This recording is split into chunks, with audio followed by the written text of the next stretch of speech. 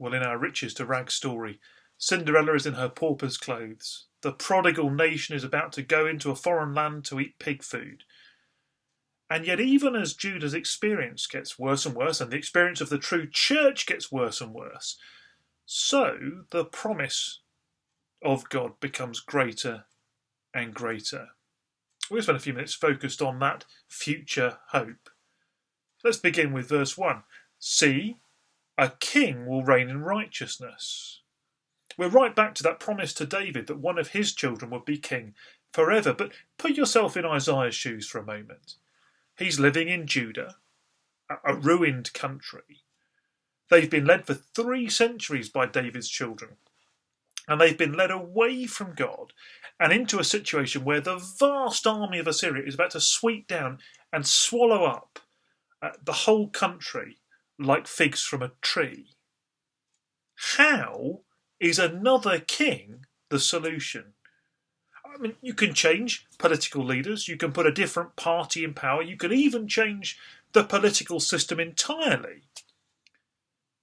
But one fool is much like another, one scoundrel like the next. How could another king solve the problem when the problem is people? Well, this king is different. This whole section of the book from chapter 7 to 39 is really about kingship. It begins with a case study in Ahaz and ends with another one in Hezekiah. And often Isaiah points us beyond them both to a better king. So take chapter 9, verse 6. For to us a child is born, to us a son is given, and the government will be on his shoulders. He'll be called Wonderful Counselor, Mighty God, Everlasting Father, and Prince of Peace. Of the greatness of his government and peace there will be no end. He will reign on David's throne and over his kingdom, establishing and upholding it with justice and righteousness from that time on and forever. The zeal of the Lord Almighty will accomplish this. Take 11 verse 10. In that day, the root of Jesse, that is David's dad, will stand as a banner for the peoples. The nations will rally to him, and his resting place or kingdom will be glorious. In that day, the Lord will reach out his hand a second time, that is, a new exodus, to reclaim the surviving remnant of his people from Assyria, which is interesting, from Lower Egypt, from Upper Egypt, from Cush, from Elam, from Babylonia, also important, from Hamath, and from the islands of the Mediterranean. Take chapter 28, verse 16. So this is what the sovereign Lord says. See, I lay a stone in Zion, a tested stone, a precious cornerstone for a sure foundation. The one who relies on it will never be stricken with panic. I will make justice the measuring line and righteousness the plumb line. I could go on and on, but you hear it. A king in David's line, bringing about a second exodus to establish an eternal throne in Jerusalem. A throne characterised by justice and righteousness. Very much the chapter 32 verse 1 king, isn't it? And of course these are all prophecies picked up in the New Testament about Jesus. And the hope for the remnant is this, a different kind of king coming. Yes, a son of David from that family line, but one who is God himself. See, only a king like that can rule perfectly and can rule forever. Only a king like that can establish a kingdom like this. So here is the question for the rest of our time this morning. When? When does this happen? At what point does Jesus become the king of an eternal kingdom in Zion? Now, and also not yet. We'll start with the not yet. See, Jesus taught us to pray, your kingdom come, because, in a very real sense, the kingdom isn't here yet. But it will be. The death and resurrection of Jesus is proof that God's plan is right on track and cannot be disrupted. To grasp the not yetness of this king, we need to see how otherworldly the vision here is. See, a king will reign in righteousness, and rulers will rule with justice.